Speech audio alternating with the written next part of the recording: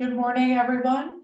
I would like to call to order this public hearing of the Committee on the Judiciary and Public Safety. It is 10:01 a.m. on Wednesday, February 7th, 2024. And we are conducting the roundtable virtually and streaming on the DC Council's website and YouTube at CM Brooke Pinto. I'm Councilmember Brooke Pinto, representing Ward 2 and Chairwoman of the committee. The Committee on the Judiciary and Public Safety has oversight responsibility for matters affecting the district courts, criminal law, procedure, and justice, public safety, including policing, violence prevention and intervention, and civilian police oversight, access to justice, including victim services and justice grants, fire and emergency medical services in the district's 911 and 311 services, forensic science, fatality review and medical examinations, homeland security and emergency response, adult and youth corrections, family law, probate and estates, child support, and women's and gender policy. Today, the committee is meeting to conduct a performance oversight hearing for multiple agencies under its purview. We will hear from first the Fire and Emergency Medical Services Department, or FEMS, second, the Corrections Information Council, or CIC, and third, the Department of Corrections, otherwise referred to as DOC. We will first hear from Fire and Emergency Medical Services Department, whose mission is to preserve life and promote health and safety through excellent pre-hospital treatment and transportation, fire prevention and fire suppression, and rescue activities and homeland security awareness. In addition, the department also oversees the nurse triage hotline, facilitates connections with urgent care providers, provides CPR and AED training to the public. I'm looking forward to discussing how the department is working to reduce overtime and call response times. Next, we'll hear from the Corrections Information Council. The Corrections Information Council is an independent body responsible for inspecting, monitoring, and reporting on the conditions of confinement and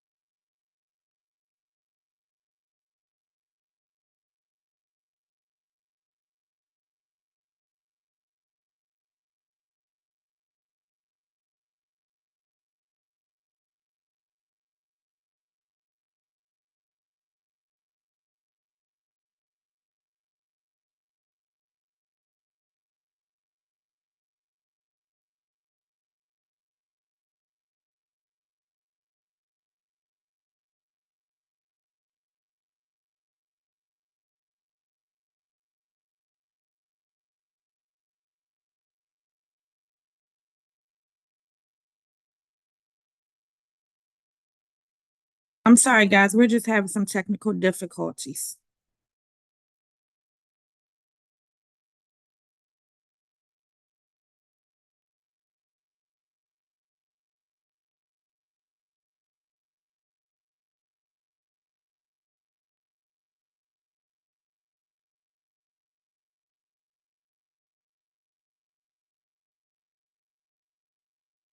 Hi, I'm so sorry about that. It's some technical issues. Can you all hear me okay now? Okay, great. Okay, so I don't know where I cut off. Let's why don't we turn to our witnesses to get started? Let me see if we have any other council members. Oh, okay, I see my Ward 1 colleague, Councilmember Brianne Nadeau. Councilmember Nadeau, I'll turn to you if you have an opening statement. Thank you so much. And you have impeccable timing because there's 5 minutes left until I have to do my round in the other hearing.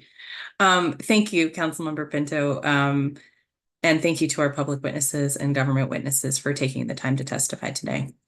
I specifically want to take a moment to thank our EMS workers in the district. You all work hard every day to keep residents safe, and we're grateful for your tireless effort. DC Fire and EMS is one of the most important agencies in DC government. Your mission is to preserve life and promote health and safety through pre-hospital treatment and transportation, fire prevention and suppression, rescue activities, and homeland security awareness. I was glad to read in the news recently that FEMS rolled out a new program called the Whole Blood Program, which will allow paramedics to perform blood transfusions at trauma scenes. It's exciting to see this level of attention and care dedicated to the district, and I look forward to seeing the program expand. However, I do believe that providing additional support to the agency could be beneficial to its performance. In November of last year, I introduced a bill that would transfer some 911 dispatching responsibility away from OUC and back to FEMS. I believe my bill advances the collaborative approach between the two agencies because OUC would continue to answer all 911 calls, but under my bill, OUC call takers would transfer any related to fire or emergency medical services to DC FEMS for additional triage and dispatching. This is something I care about because it's at the intersection of public safety and public health. When a person calls 911, they need to know whether it's for a medical emergency, fire, or crime, that their call will be answered and the dispatcher understands what's going on and they'll receive help right away. This is one of the most critical things district government must get right. And I support and co-introduce Councilmember Henderson's bill, which allows retired firefighters and police officers to be eligible for rehire without decreasing their retirement benefits as well. With that said, I'll have questions later on coordination between FEMS and OUC regarding the criteria-based dispatch system, and I'll be back and forth a little bit today. Thank you so much, Madam Chair. Great, thank you very much, Councilmember Nadeau. I do want to note for all following along today that we are going to recess this hearing at 11:15. And then we will re-pick up 2 p.m. So I anticipate we'll hopefully be able to get through FEMS this morning, and then we'll pick up for CIC and DOC this afternoon. So we will now turn to our public witnesses, William Lightfoot, David Maloff, and David Hoagland. We'll start with William Lightfoot, public witness, and former council member and former chairman of the Judiciary Committee. Welcome, Mr. Lightfoot. Thank you, Chairperson Pinto, members of the council and staff. I am William P. Lightfoot, former council member at large, 1989 to 1997. I testify to recommend improvements to emergency medical services and the Department of Corrections.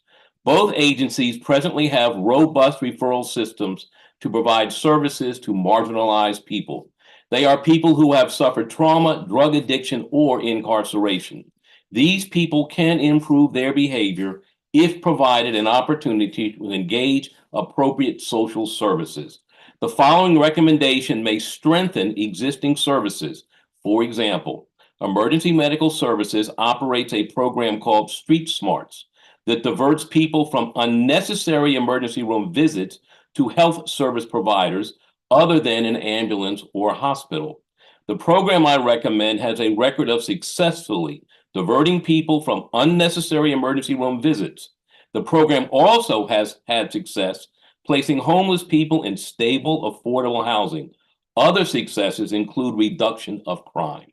The program I recommend is presently functioning in Kansas City, Missouri, home of the reigning Super Bowl champs and soon to be repeat Super Bowl champs. The program is called Striving Together to Reduce Violence in Neighborhoods, Striving. Striving was created to coordinate law enforcement, courts, corrections department, as well as treatment and drug prevention programs targeted at addressing substance disorders and drug-related crime. Later, the program expanded to include violence enforcement along with treatment related to trauma and anti-violence prevention programs. Striving is intended to be a holistic approach to address substance disorder and drug-related crimes. Unfortunately, agencies involved were working in silos and were not coordinated. The Striving objective is to foster communication, collaboration, and coordination of resources among all agencies providing services to marginalized residents. Kansas City Striving has created a system where community, prevention and treatment agencies, and justice collaborate in a comprehensive manner. Striving introduced a social services online referral platform that is operated on the Community Care Link software. This online referral software is loaded onto cell phones of first responders or case managers. Users of the cell phone enter a short report that is communicated to a hub. An intake worker at the hub triages the referral. Then the intake worker refers the person to an appropriate social services provider in the community care network. The community care network has grown to more than 1,000 service providers. The providers then make contact with the client. Caseworkers in different agencies in network are able to follow the client's progress. Metrics show that striving began 5 years ago. Since then, crime has been reduced on a yearly basis by 28% in the categories of homicide, aggravated assault, robbery, and sex offenses. I recommend the committee direct the affected agencies to investigate striving.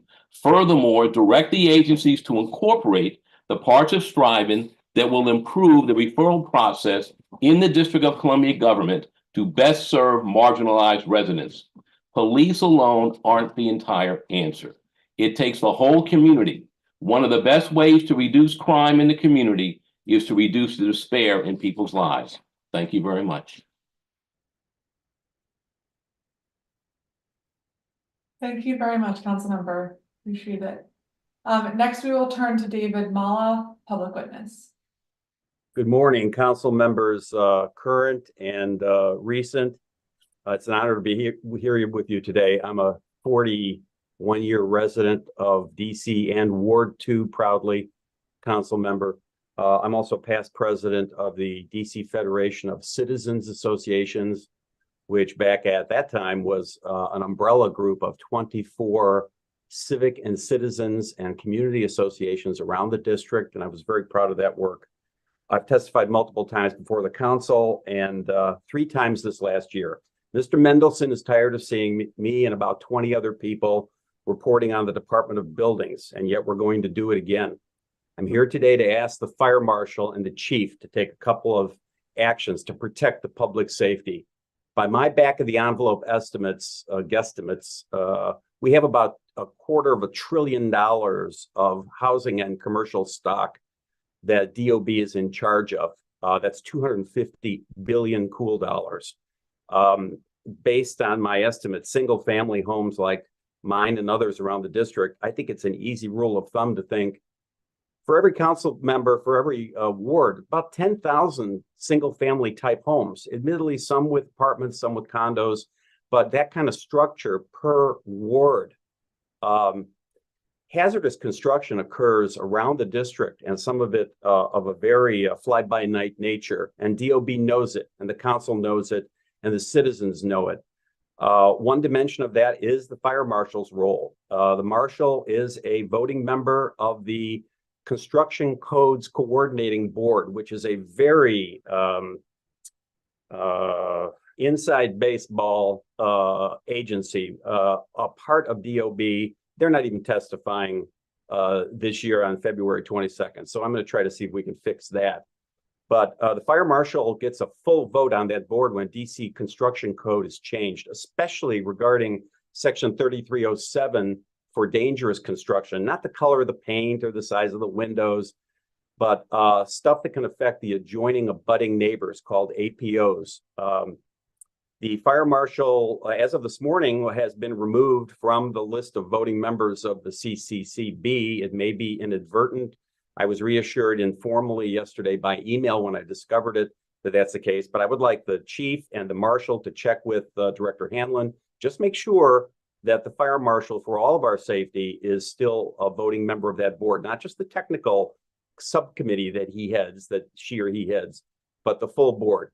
Second action item, I testified for the budget for DOB a year ago now, and I'll be doing it again. I gave 7 pretty snappy PowerPoint slides of recommended actions, audits of various functions in that $70 million agency. To the best of my knowledge, none of that's happened. And that permitting group is running too fast and loose for the public safety and for the protection of individual residents, hard-fought, hard-saved life savings, in many cases, homes for their families, for their safety at night. So I would like the fire marshal to sit down, not in his board members legislating, if you will, administrative law, DC code role, but to oversee what's really happening on the permitting side and just make sure that the protocols that are being followed are protecting the public safety. I believe that not only in my case, where I've had dangerous construction going on for 17 months, and we need not get into that here, but all around the district, you see pop-up shed penthouses that are flammable. You see extensions and fill-ins that are quickly permitted.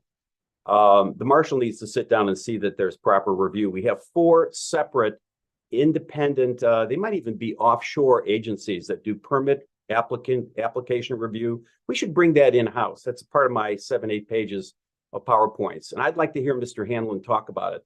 But in the meantime, I asked the fire marshal to sit down and make sure that things are buttoned up for the safety of the public when it regards to cutting a permit. And then residents wonder, what the heck is happening below my home or above my home or to my home? The Marshal Mitchell Canry, I thank him for his public stewardship. He's got an enormous function as the fire marshal, and I'm willing to work with him on some questions and even to sit down with DOB permitting and Mr. Hanlon's team. Thank you. And thank you for all that you do, all of you, for the public safety.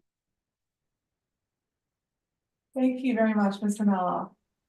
Next, we will turn to David Hoagland, President of the District of Columbia Firefighters Association, IAFF Local 36.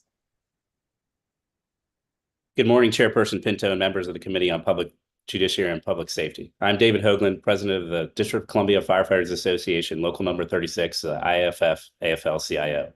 Thank you for the opportunity to testify today on the performance of the District of Columbia Fire and EMS Department. As President, my highest priority is our members' health, safety, and dignity. Local 36 represents a highly diverse workforce of over 1,800 fire and EMS professionals. As you are well aware of, Councilmember Pinto, we are committed to finding sustainable solutions. In the realm of safety, violence against our members on the street has reached epidemic proportions. It is routine for our members to be assaulted in the course of their duties when they show up to help people. We need to continue to explore ways that we can address the mental health and addiction crisis in this city so that people can get the help they need before they are in a state of crisis. This has reached a point where I think it'd be beneficial for the city to convene a blue ribbon panel to explore a multi-agency approach to tackle this issue. To have a successful fire and EMS department, we believe we must maintain a focus on 3 key areas: staffing, training, and resources. As it relates to staffing, this remains an area of great concern for our local. We continue to face retirement bubbles where large numbers of our members are retirement eligible at once, and it creates a large amount of vacancies. We appreciate your commitment to working with us on the firefighter retention plan so that we can better predict attrition and achieve stability in this area. You will likely hear from the chief today that we are fully staffed due to robust hiring. However, if we do not have the correct number of FTEs to staff the department, that does little to alleviate overtime. This last budget cycle, we lost 50 additional FTEs that were supposed to be allocated to the department. We would like to see those FTEs return as we begin to look towards FY25. While the department strives to meet safe staffing levels outlined by the National Fire Protection Association, we continue to fall short as a result of an incorrect and underfunded staffing factor. We are still engaged in impacts and effects bargaining over mandatory overtime and have been disappointed in the progress of these talks, as it has been several months since our last negotiation session. These new hires will do nothing to alleviate this problem, as it will take several months to train them before they can work in the firehouse. Training. The members of Local 36 must be well-trained and have access to top-level instructors through state-of-the-art training facilities. We are appreciative of Councilmember Lewis George and her recent walkthrough of our training academy. She was able to see firsthand the state of our facility and the urgent need to construct a new facility. Paramedic staffing is of particular concern within our department. While the department was allocated money to start an internal paramedic program, it is yet to get off the ground.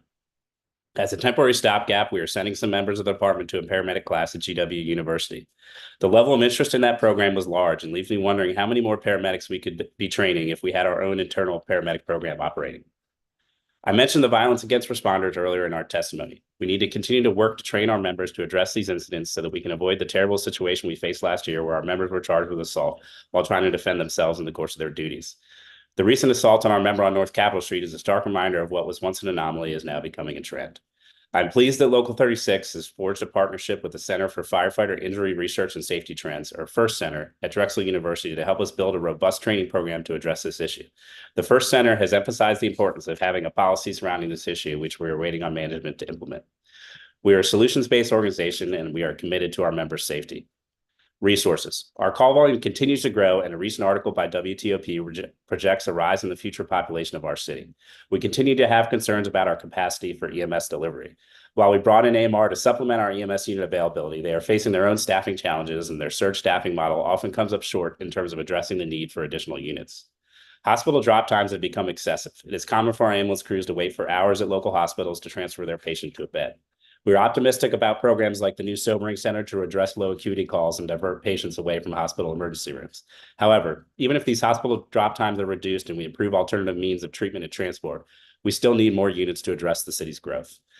We have the existing capacity to place additional units of our own in service. As we work towards correcting our staffing factor and enhancing our ability to hire, we are still eager to place Truck 1 back in service in the Fort Totten neighborhood, where as we speak, there is a multi-alarm fire that our members are operating on. Based on our own GIS study, we feel this area is underserved specific to truck companies and will assist in addressing the increase of calls for service within this community. Finally, the department continues to make changes to our standard operating guidelines.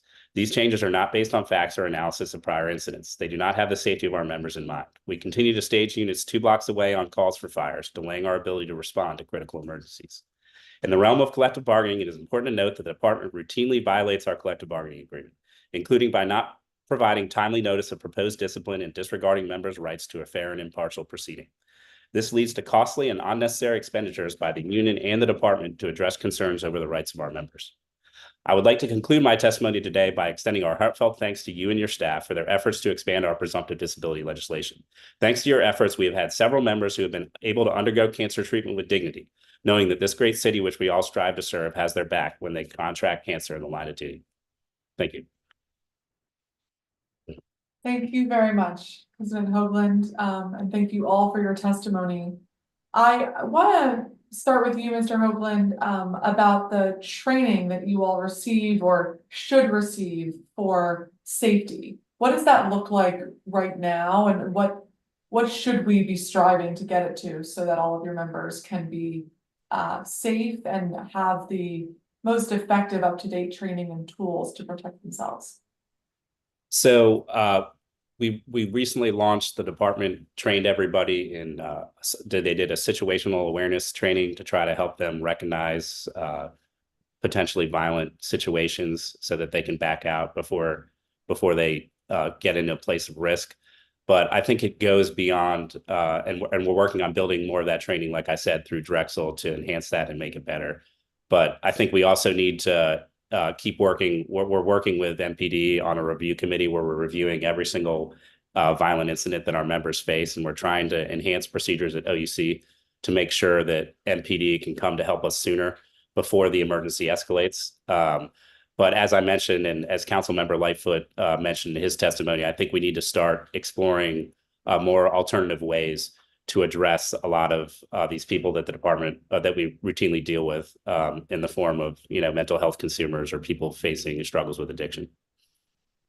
Thank you very much. And Councilor Lightfoot, how do you think things are going with the nurse triage line and other outreach that DBH engages in? Do you think that we should be expanding those options or coming up with a new protocol for how we help support people in crisis, not in our traditional models of paramedics and police? I believe that the nurse triage line is a step in the correct direction. We're moving in the right direction. The problem is coordination with other intakers and case managers in the rest of the government.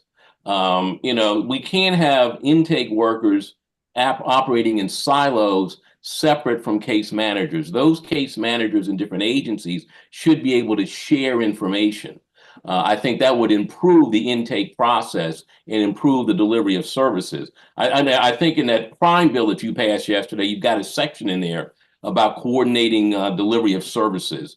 And I think the nurse triage component could do a better job of what they're doing now. But that's why I recommend this striving approach. What Kansas City is doing truly is a model for the rest of the nation.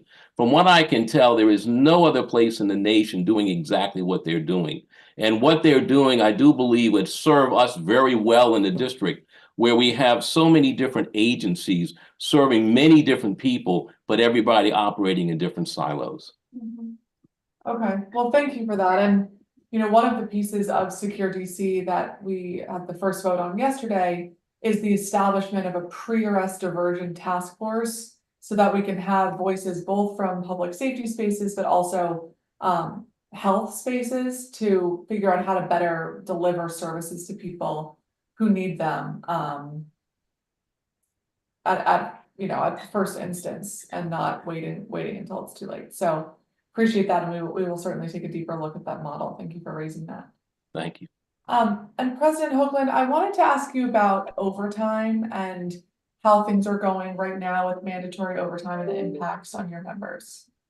So At this particular time of year, we don't have a lot of mandatory overtime, but in bargaining, we brought the department a very tempered proposal that's kind of centered around the times of year where we see a lot of mandatory overtime, which is when we have a lot of warmer weather and holidays, when people are utilizing their leave, et cetera. So we have a lot of anxiety approaching these months coming up because we really haven't done anything to address the issue. I mentioned that we've hired a lot of people that are starting over these next few weeks, but it takes a long time to train and equip a firefighter.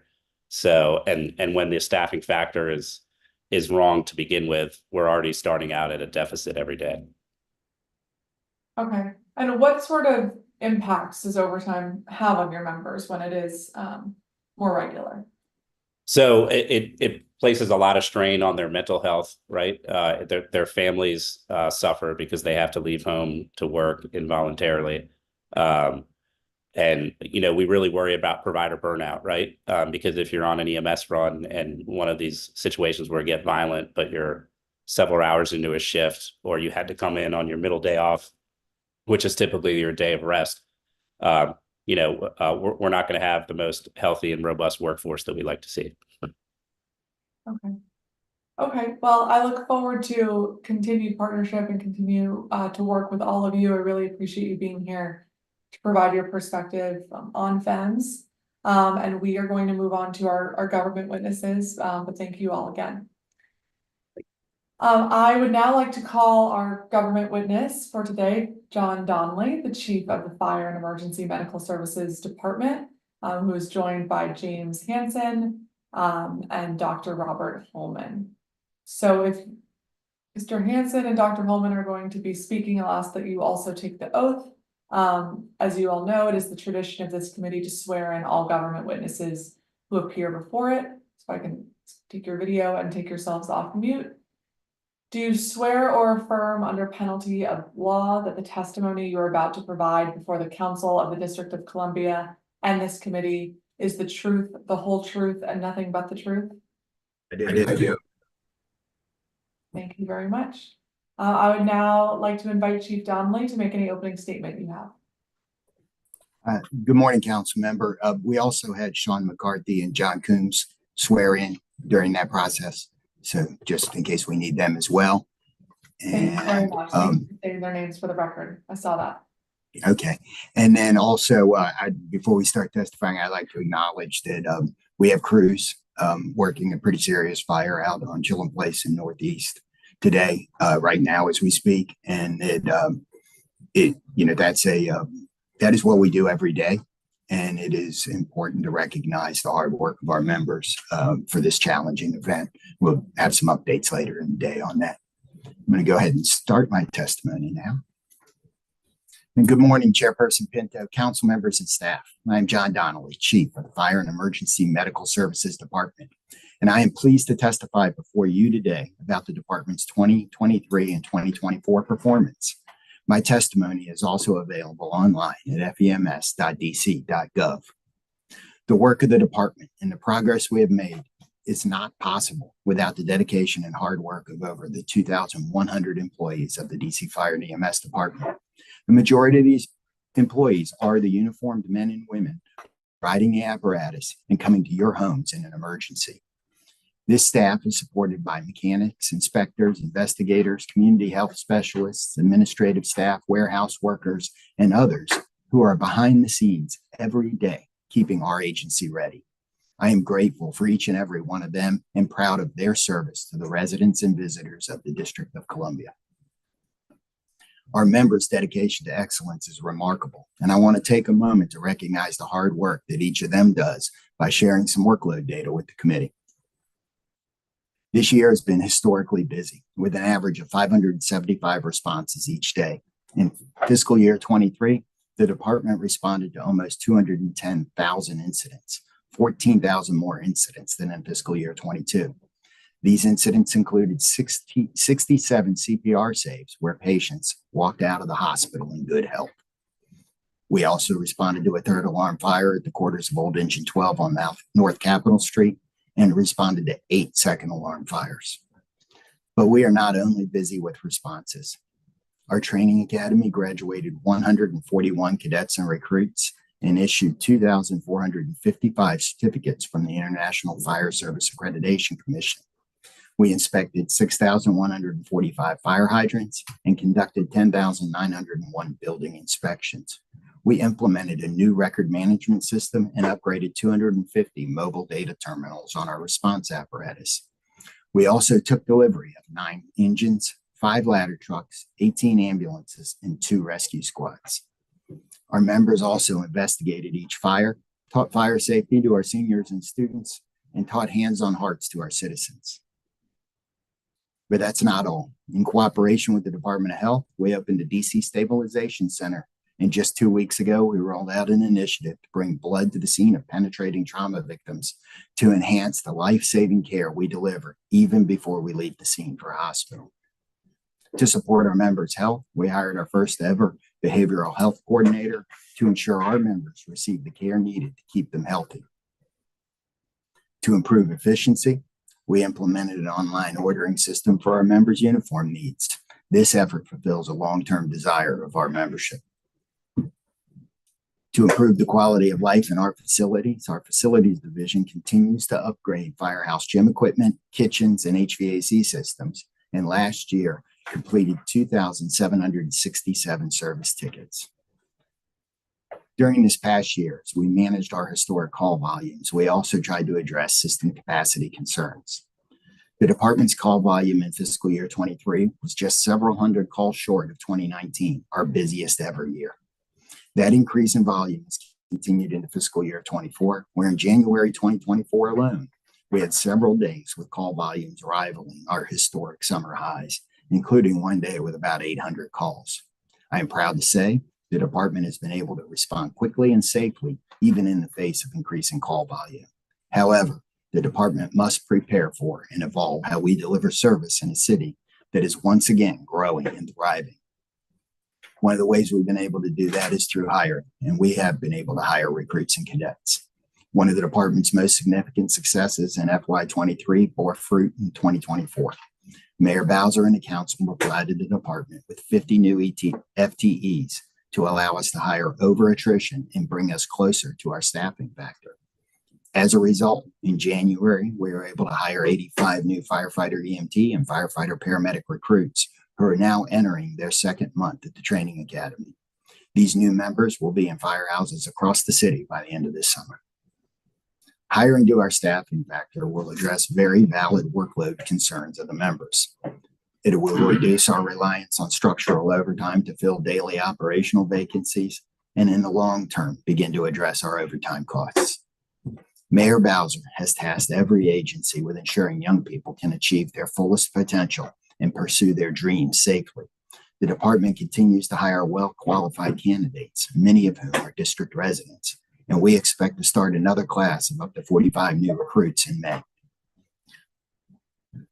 We collaborate with others to deliver the right care to our patients. The department continues to prioritize the delivery of appropriate care in settings appropriate for each patient.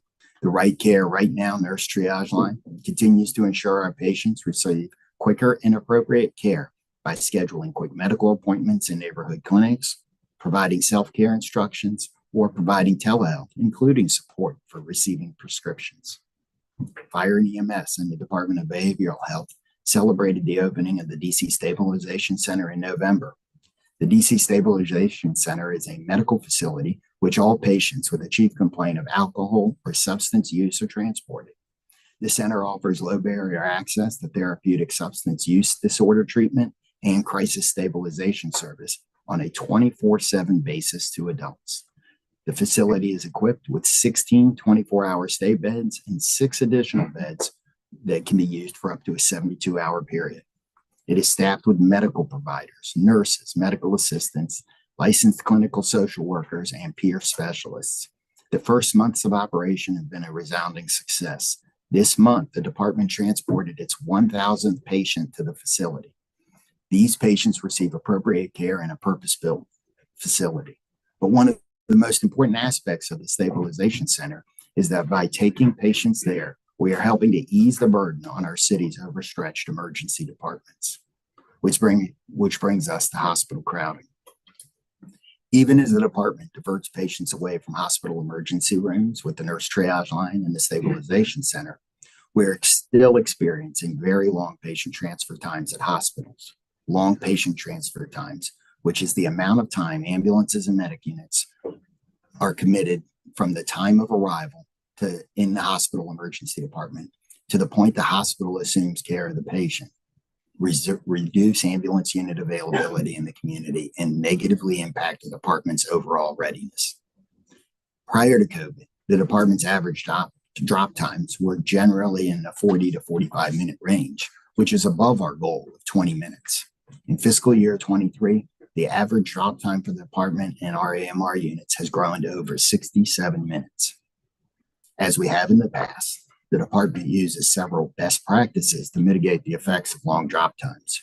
Supervisors are dispatched to facilities with extended wait times to attempt the effective transfers of care. EMS liaison officers embedded at the OUC manage hospital destinations to ensure equitable emergency department distribution. And in April, the department began a 6-month hospital liaison officer program in which department personnel assisted in the intake process in the emergency department, which results in the early release of fire and EMS and AMR units going back into service. In this program, the HLO, or the hospital liaison officer, evaluates the patient condition, and if the patient meets certain criteria, they're transferred directly to the waiting room. The department ultimately placed HLOs in 3 facilities and saw drop times improve citywide before we had to discontinue the plot in October. During fiscal year 24, we continue to work with our interagency partners and hospitals to address this ongoing challenge. Fire and EMS continues to innovate and be a national leader in EMS. Our EMTs and paramedics perform dozens of life-saving interventions every day and night throughout the district. As one of the largest healthcare providers in the district, the department is committed to improving patient care and outcomes. In fiscal year 23 and 24, we continue our efforts at EMS quality improvement so our residents and visitors can be confident in the care we provide. For example, we study and train to improve cardiac arrest survival rates. The department's focus on cardiac arrest survival resulted in a 10% increase in survival rates for incidents suspected of having cardiac cause across USTIN 1 and USTIN 2 criteria from FY22 to FY23. These criteria are internationally agreed metrics for benchmarking in EMS systems cardiac arrest performance. In 2023, we had 69 neurologically intact survivors, the highest number of survivors the department has had since it began tracking outcomes in 2011, and 20 more patients than we had in 2022. During fiscal year 24, the department rolled out its low titer, O positive whole blood initiative. In the coming weeks, several of our EMS supervisors will be able to respond to the scene of penetrating trauma incidents and be prepared to begin blood replacement before a patient even leaves the scene to go to the hospital and ultimately the operating room. Our goals with the program are twofold. First, we don't want to waste any precious blood. And second, we want to bring life-saving interventions to our patients, improving clinical outcomes for every patient in every corner of the city. Looking at the numbers, we project that we may have the opportunity to transfuse and positively change outcomes in about 400 patients per year with this new program. In fiscal year 23, in collaboration with the Department of Behavioral Health, the department deployed opioid response teams to focus on harm reduction efforts. The teams consist of EMTs or paramedics from our street calls unit paired with a community outreach specialist from DBH. The teams complete follow-up visits to scenes to provide Narcan kits and education, including referrals to city's resources capable of providing the long-term help these people need. They also have access to real-time notifications from first responders who are on the scene of an opioid-related use incident. In fiscal year 2023, the department spent $400,000 of our $1 million emergency medicine budget on Narcan. During fiscal year 23, the department improved our use of technology by deploying new electronic patient care reporting software, a new system called TripTix, along with all new mobile data terminals in our response apparatus. The TripThik system offers the department several benefits and upgrades to improve the speed, accuracy, and completeness of our patient care reports. This technology upgrade also includes laptops with detachable keyboards, laser barcode scanners, and seamless integration with our cardiac monitors to provide better patient care reports to receiving facilities. In fiscal year 24, Mayor Bowser allocated funding and 2 FTEs to support the establishment of a paramedic school in the district, addressing the critical need for local training opportunities. While the district currently lacks a paramedic program, it makes this initiative crucial in light of the national paramedic shortage. This shortage is acutely felt in the district, where the department competes with several large regional jurisdictions to fill our vacancies. And the District of Columbia is the only state without a paramedic program. The mayor's commitment to investing $1 million underscores her dedication to preparing residents for a solid middle-class healthcare professional career. The department aims to hire or train 70 paramedics annually to address these shortages. The department is currently actively engaging with educational institutions in the city to identify suitable partners for the paramedic school. This has been a long process. Recognizing the urgency to train paramedics, the department has initiated plans to send our EMTs to paramedic programs offered in the region in the coming months. In fiscal year 23 and 24, the department continued to expand our employee behavioral health programming to bolster our existing peer support team efforts. The three-pronged approach of outreach, prevention, and response is introduced in every academy class and reinforced on Wellness Wednesdays through firehouse visits to discuss our wellness initiatives and provide education and tips around behavioral health, post-traumatic stress, and resilience. In fiscal year 23, the department hired a behavioral health coordinator to provide clinical and administrative direction to a comprehensive behavioral health and wellness program.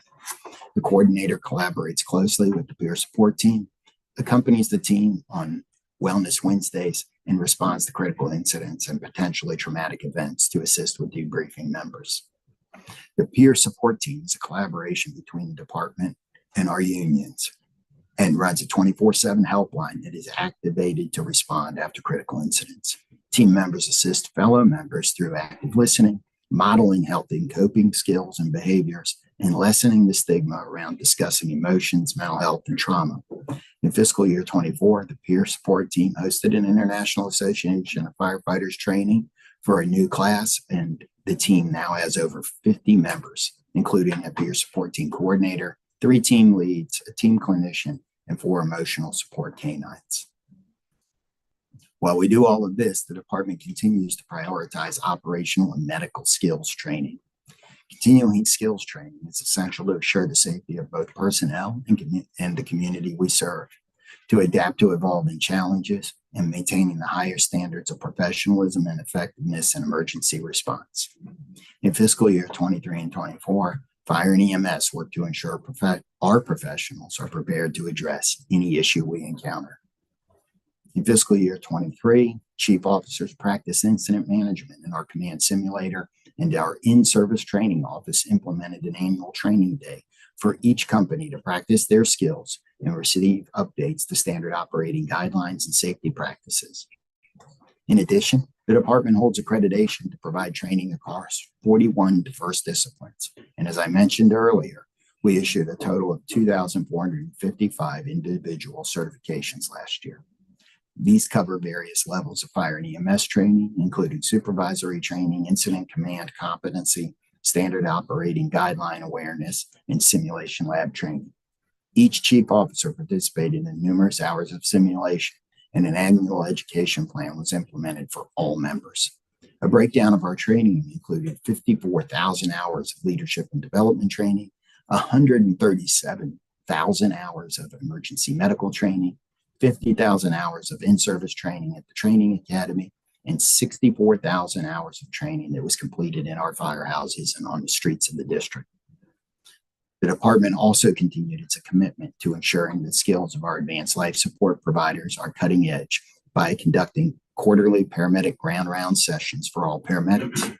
This year, the sessions covered continuing education on stroke identification and care, labor and delivery in the field, neonatal care and resuscitation, and new protocols and updates for caring for critically injured and ill patients. Finally, the department dedicates significant resources to improving community connections, increasing fire safety across the district, and improving health outcomes by directing patients to the right care and ensuring that we can protect our neighbors through the strategic placement of automated external defibrillators, or AEDs, and education about CPR. We believe being present in our community makes all of us safer and improves our recruitment by showing people who we are and what we do. This quarter, the department is finalizing the rollout of the AED incentive program. This program is modeled after the mayor's successful private security camera incentive program to reimburse small businesses, places of worship, small multi-unit apartment and condo buildings, and nonprofit organizations for their purchase and registration of AEDs across the district. Our racial equity action plan is progressing ahead of schedule. The department was one of the first agencies to submit its complete race and equity action plan. This plan presents the department's vision of how to make race, equity, and other key elements of inclusion and equality an important part of the department's culture. Fire and EMS built several strategic objectives on which to focus. And these practices are improved recruitment, empowering women to lead, preferences for DC residents in the hiring process, and a new exam process for our promotions.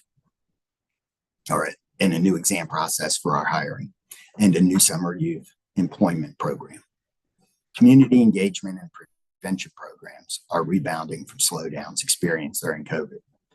In fiscal year 23 and 24, the Fire Prevention Division conducted door-to-door home fire safety visits and smoke alarm installs during all hands-on prevention and return to the scene outreach efforts. In fiscal year 23, members visited 5,797 residents, and in fiscal year 24 to date, members have visited 1,683 residents. These visits include presentation of literature targeted to the specific community and hazards identified in that community. The department's hands-on hearts-only CPR education program is enhancing its services to train and provide Narcan to reverse the effect of opioid overdose. This program has trained almost 100,000 residents since 2015. The Media and Community Relations Division scheduled over 1,500 community events during the performance period, and the department is also approaching 100,000 followers on X. Our members are committed to the department's core values of bravery, accountability, safety, integrity, compassion, and service, and have integrated those values into everything we do, from the backstop of an engine to delivering care in a medic unit to maintaining our apparatus and logistics supply chains. Thanks to Mayor Bowser and the council's commitment to our workforce and the community's safety. The Fire and EMS department had a remarkable record of performance in 23 and 24. Chairperson Pinto, thank you again for the opportunity to testify today, and I, along with members of my team, are available to answer your questions. Thank you. Great. Thank you so much, Chief Donnelly, for that great report out for all of the hard work you and your team are engaged in every day. I want to also extend my thanks to your team here with you and all of the members who are out there, including those out there fighting fire as we speak. It is an important role. It is a dangerous role sometimes. And we are all very grateful in the District of Columbia for your service. I'm going to turn first to my Ward 1 colleague, Councilmember Nadeau, for an 8-minute round. Councilmember Nadeau, please go ahead. Thank you so much, Madam Chair. Thank you, Chief, for your testimony. I know it's not news to anyone that OUC has been struggling to properly code 911 calls for advanced life support and basic life support emergency services. And I see in your pre-hearing responses that in FY23, FEMS and OUC collaborated to refine the criteria-based dispatch system. What specific actions were taken to refine the criteria? Thank you for the question. So in 2023, we worked with OUC, which is the process is a normal process for us. We're always looking at calls and seeing if the coding that the 911 call taker puts in using whatever it's a CBD process or as we move to a new one has the outcome we want, meaning were the right resources dispatched. What we did during 2023 was adjusted some of the call, what's dispatched based on what the answers are to try and get the calls in the right match. So we went from what we would call dispatching more ALS calls to reducing the number of ALS calls dispatched. And it more matches the overarching data we see in our ultimate transports of patients. So it's part of an interactive quality assurance process that goes on between the OUC and the fire and EMS department on a regular basis. And if you could help me out and maybe give a real life example of sort of what type of call, how using that system changes a particular type of call. Would that be something you could do sort of in layman's terms? So in layman's terms, if the particular questions that the call taker asks, right, and this is a collaborative process in what those questions are, they may say that we need a medic unit, which is our highest level of care. But the ultimate outcome we see on those types of calls when we research them is that it really is a BLS level of care that we adjusted to take the medic unit off the call and make sure it was a BLS transport. So a lower level of care. We're trying to match the level of care we send to the call taker's real actual need. That makes sense. So essentially ensuring the call taker isn't overestimating the need or over escalating so that the resources are available as needed for the most acute cases. Is that accurate? Yeah, I mean, the term is over dispatching. Over dispatching. Over dispatching, but you know, it's that's why we do quality assurance, right? It's not remarkable that something. It's remarkable that we undertook a little bit of a big project with CBD, and that's why we reported on that in our answers into the question. But this is an ongoing process. We're always looking at that. We change pretty frequently. And what's the process for actually going through doing that sort of retrospective look? So we look at response data, what was dispatched versus what was transported. Okay. Thanks. And we have like 80,000 transports or 210,000 calls. It's a big data set. Right? Yeah. We can look for trends. That's great. It's probably not a productive matter to look individually at each one call, but you have to look at trends because you're dealing with a large, that's what we're dealing with. That makes sense. That's great. In the pre-hearing responses, the agency stated that prior to the implementation of the new CBD guidelines on April 18th, 2023, approximately 65% of EMS calls that require transport were dispatched at the right level. Post-implementation, the accuracy increased to around 80%. And what's, again, this may be just elaborating on your last question, but what criteria is used to assess the accuracy of dispatch and how did it jump to 80%? So I think it's sort of restating what we've just been talking about, right? It's making sure that the trigger questions connect to the resources we want to do. We changed some of the response packages for types of calls in order to get to that. So we changed what we were sending based on the questions and how they were being answered. Great. Very helpful. Thank you. I see the agency is assisting OUC in the configuration of the new dispatch system PowerPhone. Can you explain what PowerPhone is and how it works? So I think that's probably a better question for OUC, but I can give the high level overview, right? When we talked about CBD a minute ago, it's the questions that the call taker asks the caller in order to determine what request is sent to the computer aided dispatch system to send resources to the scene. It's the interface the call taker uses. So a normal part of all of our operations for a long time has been that we work with the OUC on anything that it does. We're partner agencies. So yes, we have absolutely been collaborating with them on this implementation. And do you think PowerPhone's a better system than ProQA for DC's 911 end users like you all? So I think there's a lot of things that go into it. It is the system we're going to use, and I don't have any objections or fear over that. There are other reasons as well, as I understand them, that we have to make this change. So it's important to understand that the program isn't the only part of this system, right? A computer never does everything. It's the people behind it, the training, the quality assurance that we just talked about. I think that the quality assurance loop and feedback is the most important part of the process. This software wouldn't be out there. It wouldn't be working if it didn't work. And can you elaborate on the challenges encountered during the transition to PowerPhone and how they're being addressed? So I don't know that we've had challenges. Okay. It's a process. It's a work in progress. We're working on it. Okay, good. Then just one last, let me see my time here. Yep, I think I can get one last one in. Back in November, I introduced a bill which would transfer some 911 dispatching responsibilities away from OUC and back to FEMS.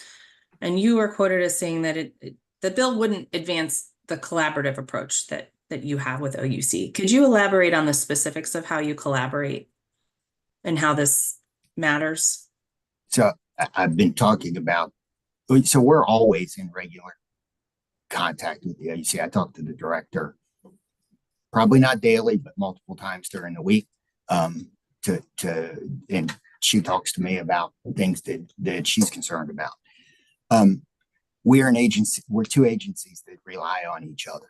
So I think that when we're trying to say that one workforce is taking something because another workforce can do it better, I'm not sure that advances anything in terms of working together. The second part of that is that it would be a challenge, right? We've talked about hiring. We know how hard this is. Standing up a new program from scratch is a multi-year effort. And that I believe our best efforts are continuing to have the quality control feedback loop with the OUC, continuing to grow and improve our partnership to get the results they need. And they're the results our community needs. And I think we're on the right track for that. Thank you very much. Thank you, Madam Chair.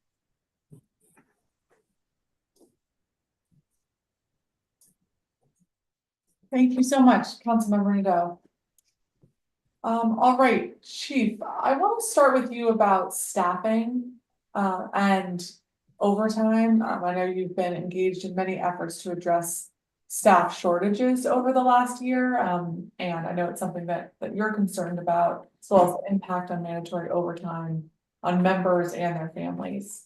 Let me start by asking about the concerns raised by Mr. Hoagland about staffing levels and cuts to department's total number of FTEs. We had a tight budget last year, and I'm very worried that we're going to have a tight budget this year, but we have to have sufficient staffing across all of our public safety agencies, including at FEMS. Mr. Hoagland mentioned 50 FTEs that the department lost last year. I believe those positions were vacant, but given that firefighters are working a lot of overtime, are you hoping to add back in some of these FTEs, and how many additional FTEs do you feel that the department needs next year? Yeah, so I think I'm not 100% sure exactly what Mr. Hoagland was referring to in a loss of 50 FTEs. Our budget book and our numbers have continued to grow. And I think he was referring to 50 we hope to get is part of that hiring process or something that it may have been a budget submission or something. That's not, that's all related to the staffing factor and what the appropriate staffing factor is for the department. And that's something we try to evaluate every couple of years to make sure that if we need to adjust it, things like paid family medical leave, FMLA, COVID have affected what our base level of need is and how many people extra over the minimum number we need in order to fill our seats. So I think we're committed to a regular process with both the mayor and the CFO's office of figuring out what our right staffing factor is. We are moving toward meeting the current one of 1.41, and we're currently, I think, at about 1.37. So that's sort of where we are. And how do you determine, Chief, the staffing factor of 1.41? So that uses the number of seats we need to fill every day, and the number of employees that it takes to do that, plus the leave, structured leave. People earn annual leave and sick leave. We look at our historical records and we run those through the process with the CFO to figure out what that one to get to 1.41, and that's where we are currently. Okay. That's Thank you. Not there yet. So the paramedic program, I know this is something that we were both really enthusiastic about last year that was funded. What is this current status of mobilizing that funding to set up the paramedic program? So we're going to get there. What I found in this process is that the universities are large monoliths, and we had hoped they would be able to act within a year and move, indicate their proposed ideas to move forward. What we found in discussing things with them is they're all at different stages. There's a number of universities and colleges that are interested in being partners, but it takes them more time to make a decision. So they also have it seems like each university has some different support needs that they would want from the department. So I've directed our team to help identify those in our talking with them and see if we can put something together to advance one of them more quickly. In the meantime, I think President Hoagland was spot on when he talked about the pent-up demand of our employees for paramedic training. They want to become paramedics. So we're going to find a way to use the resources around the region to train those people for now. As we continue to do this, we'll also be taking a little bit of a different role than we have in the past with those students and being more engaged, which I also think will help us get these universities to get a program running. So we're going to be partners. We're just going to step up our role to get there. Okay. And do you have an expected timeline by which that will be complete? I wish I did. I wish I could promise you something very easily and say that. I think we have lots of yeses from universities, but when it comes to pen to paper, they're not getting there, and we're trying to adjust our approach to sort of drive them faster. But no, I don't have that. Okay.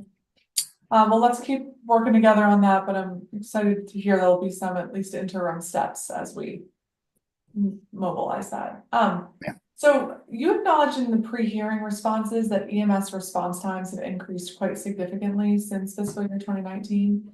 Can you discuss some of the challenges that you think are contributing to some of the increase in response times and how you're working to address the challenges? If you can also talk about the hospital drop time issues that we continue to have. So I almost have to look at the data real quick, but I think you said something about our response times have increased since 2019. I don't believe our response times have increased. I think our response times have gone down a little bit, meaning they've gotten better even on the call volume, but our hospital drop times have substantially increased over that same time. So I think regardless of whether it's up or down, our trend is our system is working very hard. And that's why the department is focused on everything we can do to prevent the 911 call so we can help with our response times. That's what we're focused on. So things like the sobering center, maybe a second sobering center, and then in the future helps take patients away. And the drop times at the sobering center are right around that 30-minute mark, right? That's how much better that whole thing is for us. Nurse triage line, I'm interested to learn more about that program striving in Kansas City. If there's ways we can connect with that and make that more ways to get people out, we're looking at that. But I think we are always monitoring those response times and looking at them. During COVID, the response times went up, but I believe they're on their way back down. So maybe the 2019 trend line is a little up on response times. I'm sorry, I'd have to look at that, and I can get back to you with a specific. But those are the things we're facing. We're facing higher demand. We're facing a lot more opioids than we had in the past. We're facing mental health people with mental health challenges that don't have access to care. Right, we're the front lines of the nation's healthcare crisis.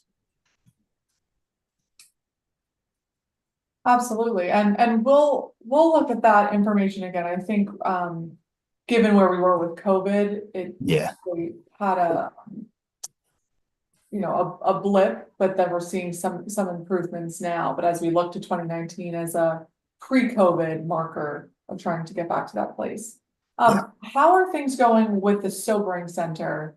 I know you talked a little bit about this in your testimony, but especially in thinking about responding to people in crisis or in need of substance abuse care. Yeah, so the stabilization center, I've had to learn to use the correct terminology, is a big deal. We've taken over 1,000 patients there since it opened in November. We less than 5% of those patients ultimately end up going to an emergency room, so it's well below what little bit of national norms are. People are getting into care there. It's going to take longer to know how many people say recover or go into better treatment programs as a result of that. But if nothing else, it's keeping those patients out of the emergency rooms. And anecdotally, we hear from the emergency room doctors, "Hey, where's so-and-so? We haven't seen him or her in a while." And I view that alone is a success, because we're allowing the people that need to be in emergency rooms better access, and we're taking the patients that are probably the most challenging for the emergency rooms away from the emergency rooms. Mm-hmm. Okay, well, thank you very much, and congratulations. Thank you. That effort. I'm going to turn to my at-large colleague, Councilmember Christina Henderson, who's also a member of the committee, for a 5-minute round. Thank you, Councilmember Pinto. Good morning, Chief. Morning. I wanted to follow up on something. You had a conversation with Councilmember Pinto about the paramedic school and sort of the limbo situation, but you and I have talked about there any number of ways for us to start to pull in terms of the pool of individuals who can go into the paramedics class and then go on through FIMS. And one of those was around high school students.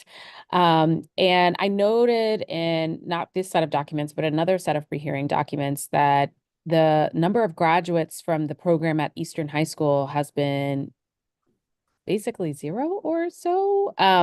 What's happening here, and how can we improve that relationship to perhaps get more young people interested in that particular program at Eastern? So that's a great question. I don't have the answer on this year's data for that one.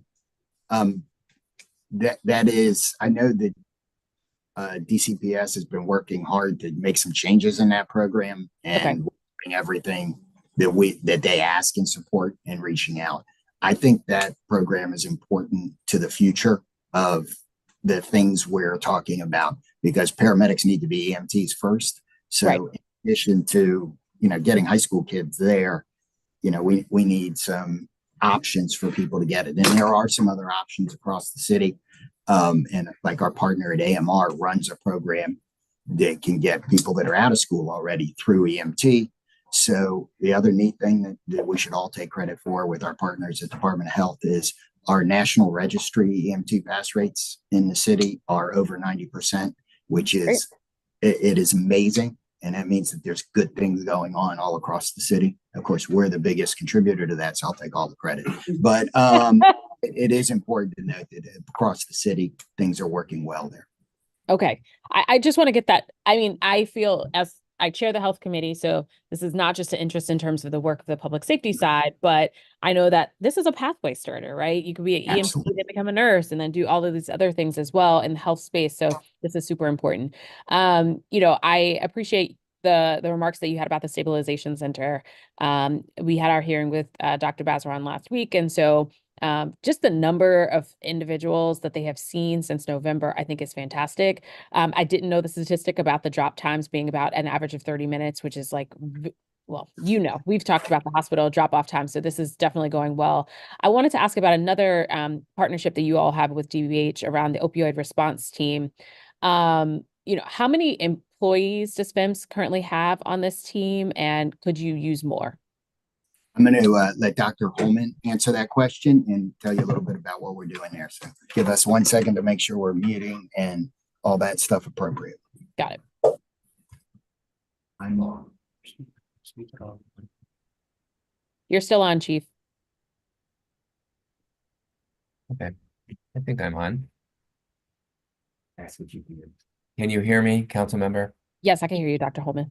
Can you repeat your question, please? I wanted to ask about how many employees you have on the opioid response team, and could you use more?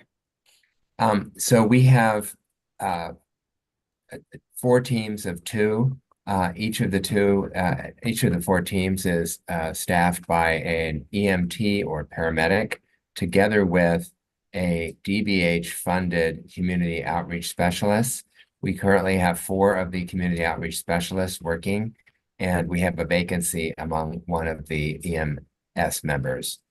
We are in the midst of a reorganization, and we may in fact expand the team's mission and purpose, and we'll have to evaluate whether we need additional staff members at this time. Okay. For this particular team, do you have any data in terms of how many individuals that they have had contact within since you started the program? Not up here, so I can provide that to you later. Okay. So in the mayor's public emergency on opioids, there was supposed to be an internal database set up to allow for data sharing between FEMS, DC Health, and DBH. Has this happened? So I believe that DBH is in charge of that database, but we are sharing our data continuously with DBH and Department of Health. Okay, and this will continue beyond the expiration of this emergency? It should. Great. I only have 8 seconds. I was going to ask about capital, Chief. The fireboat, is this still happening?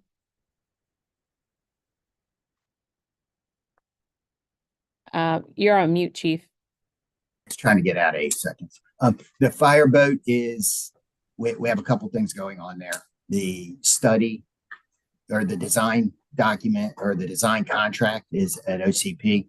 I think the review panel's looked at that or is in the process of looking at that, so we can get out of that and get into figuring out what the price of the boat is. We need the design done first. Okay. All right. I'm over my time. Thank you so much. Thank you, Councilmember Pinto. Thank you.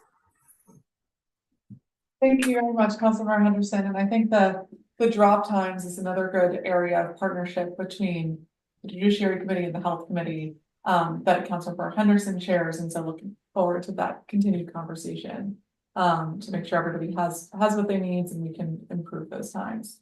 I do also want to note, Chief, about the improvement in your response times over the last several years, just to be clear for the record. I misspoke earlier, so thank you for correcting that. You had me scared for a minute. We do. Thank you. Okay, so let's talk about the nurse triage line a little bit more. In your testimony, you noted the number of calls diverted by OUC to the nurse triage line is less than the number of referrals by your members in the field. What more do you think we could be doing in partnership with OUC to divert these calls prior to the dispatching of emergency units? I know there's been a lot of great coordination and training and partnership over the past year, but how is that going and how can we see even more of that? So the director and I talk about this a lot. We believe that the Power Phone implementation is going to give them more opportunity to send people out to the nurse triage line where it's appreciated. We also have a real challenge with the community accepting. And when the community resists the call taker, it's extremely hard to get them to the nurse. So that's why you see, I think, some of the things from the field where our people are experiencing the same thing, but when they're in person, they can do it. So we are also looking at maybe changing some of our telehealth options.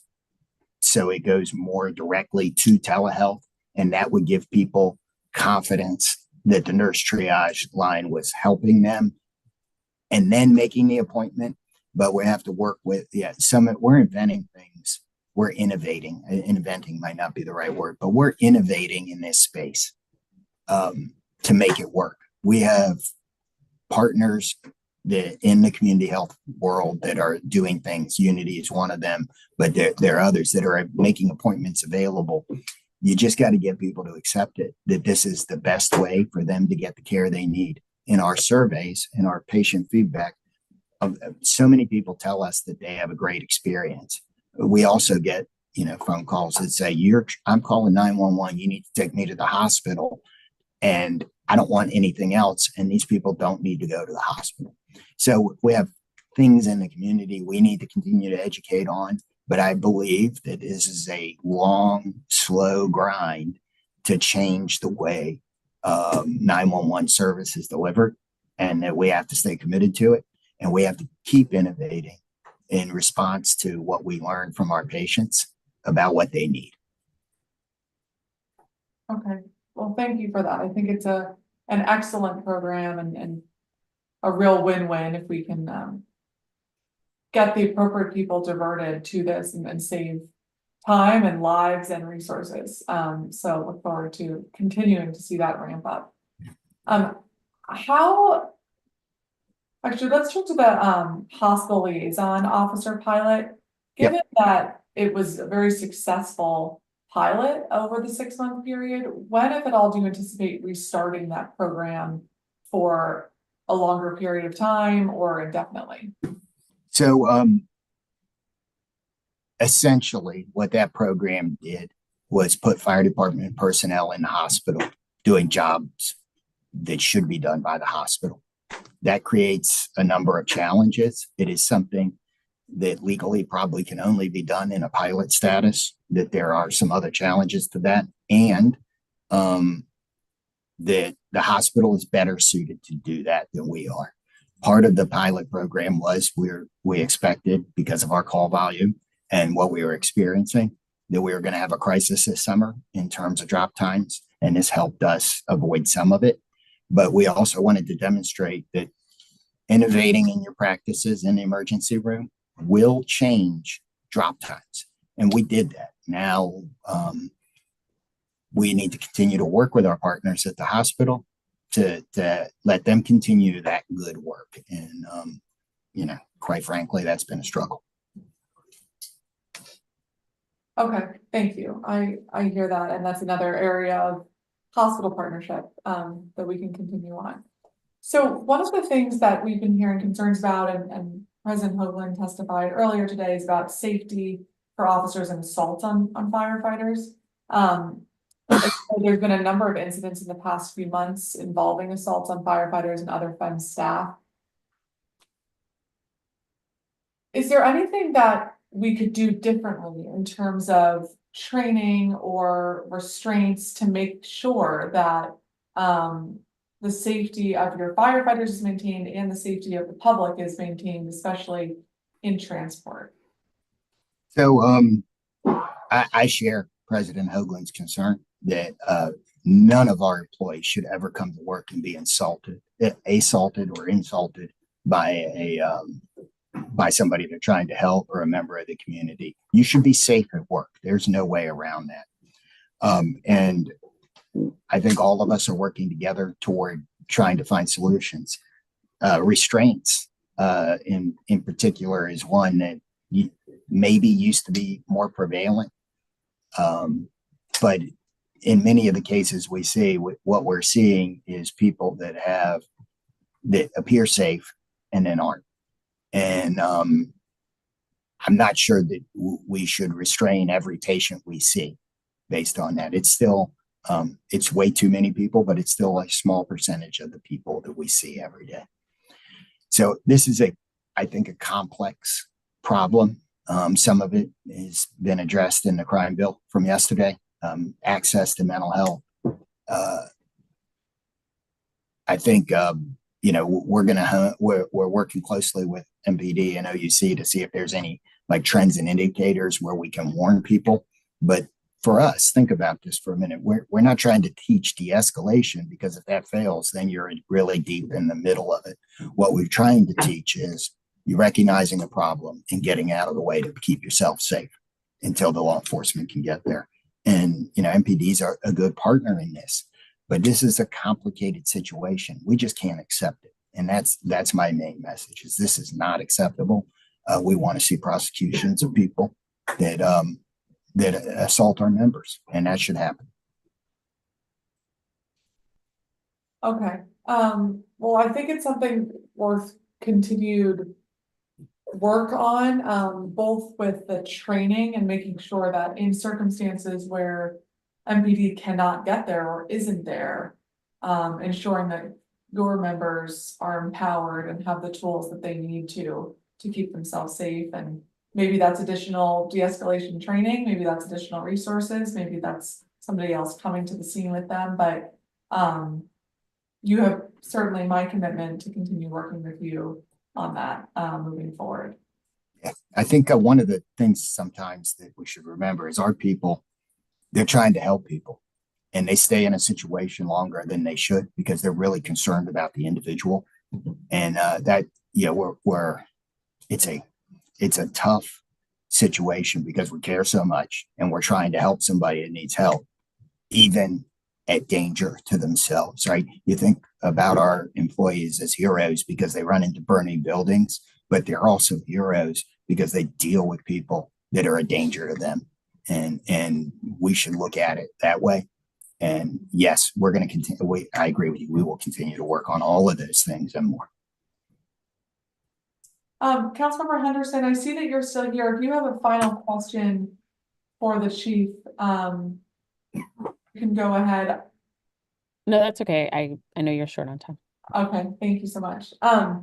Okay, well, thank you, Chief. Thank you to you and your team for all of your hard work this year and your partnership in keeping district residents safe. We really appreciate it, and please extend my thanks to everybody and FEMS at every level of the department. We are going to recess this hearing. The time is now 11:23 a.m. We have concluded the FEMS portion of today's oversight hearing, and we're going to pick up with the Corrections Information Council at 2:30 p.m. on February 7th, 2024. Thank you very much. Thank you. Yes.